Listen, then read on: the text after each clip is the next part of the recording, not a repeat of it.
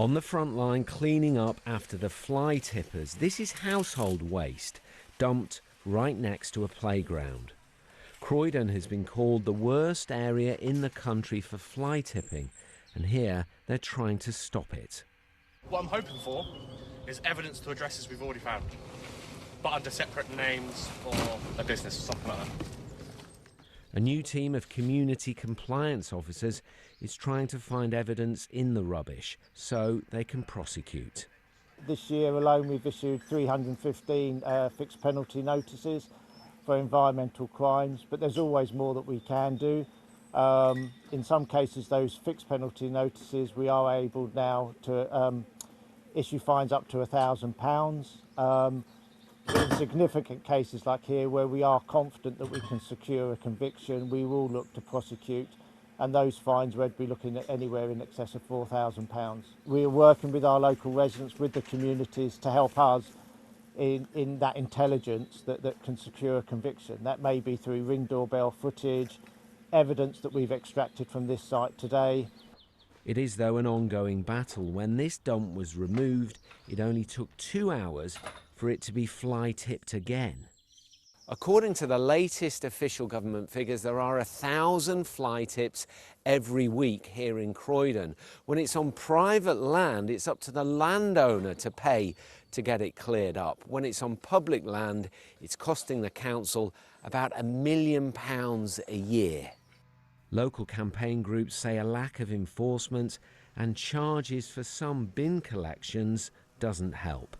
We used to have a free bulky waste collection so people can book to get their mattress or fridge taken away rather than dumping it on the street, which is what happens far too frequently now. Yeah, but we also need more enforcement. I know this is when the Mayor says about zero tolerance, this is something that they are now starting to build up a team, but for far too long we've not had any enforcement. There's virtually been zero fixed penalty notices for any kind of fly tipping or littering offences. So it's gone on for a long time where people, then it's become ingrained, that it's become endemic, that people think, oh, I just can put it out and it gets taken away. The enforcement officers were taken away 4 years ago, and they're only building up the stock of them again now. I think there's a big issue around education of people. The guidance from the council is poor, I would say, for people in flats above shops, etc. And for businesses as well, leaving trade waste on pavements. So I think that, residents tell me it's got to be education, a deterrent, and then proper enforcement. Industry experts say the whole waste disposal system needs reform. The council says it has a high number of reported fly tips as it's easier to report them here. It says it will be prosecuting fly tippers. We're putting eyes and ears on the ground. We've got new compliance officers, so when there is a fly tip, we're actually coming out, we're investigating. This fly tip here, we've investigated, we've found evidence, we found names and addresses of developers, etc. We're going to pursue that, we're going to prosecute.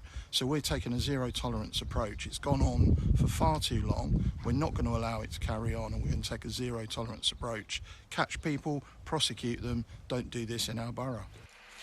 Fly tipping is a huge issue across the capital. Croydon says it is making progress, but it's a massive challenge.